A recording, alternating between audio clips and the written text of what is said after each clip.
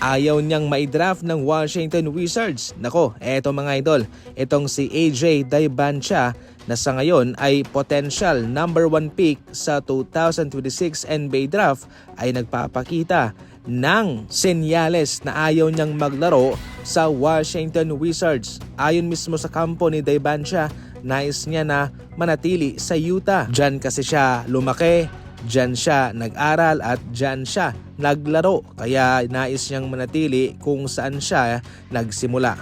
Para sa isang draft prospect, kung magaling ka, mayroon kang kakayahan na magkaroon ng mga ganyang request. Pero syempre para sa ibang mga manlalaro, malaking pangarap na para sa kanila ang makapasok sa NBA team kahit na saan man yan.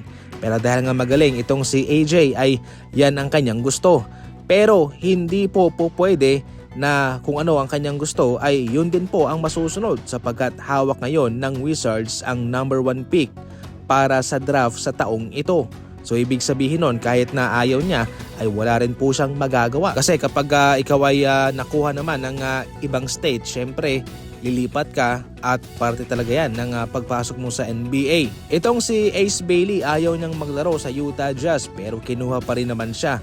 At most likely, yun rin po ang mangyayari dito kay AJ Daibancha. Para rin mismo sa kanya ay mas nakikita niyang magkakaroon siya ng magandang future sa Utah kumpara sa Wizards na para sa kanya ay mukhang hindi siya maidadala nito sa next level of competition. Pero sa ngayon ay nasa Wizards po mga idol ang huling say kung ano ang kanilang gagawin dito. Definitely ay wala rin po siya magagawa kung sakaling siya talagang pipiliin ng Washington. Samantala nabisto na itong si Brandon Podziemski pala ang isa sa mga gwardyang tinatarget nitong si Murray para ipalit sa kanyang i-trade na si Jared McCain. Magaling itong si McCain at isa ito sa mga hindi nagustuhan ni Joel Embiid na ito ay kanilang i-trade.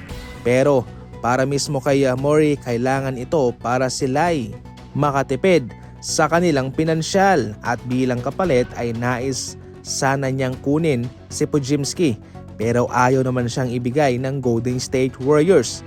Nakita mismo ni Murray na mayroong potensyal itong si Podziemski kahit na hindi naman siya umiscore ng malaking puntos pero yung kanyang pag-rebound, yung kanyang assist ay mayroong kalagahan para sa kanya. Nagsilabasan po ang plano ni Murray pagkatapos na siya'y sibakin ng 76ers at ang planong ito ay mababaon na lamang mga idol sapagkat iiba na ang liderato sa 76ers. Para sa inyo mga idol, gusto nyo bang mapunta itong si Podziemski sa ibang kupunan? Especially sa ngayon na meron din palang nagkakaroon ng interest sa kanya na makuha siya.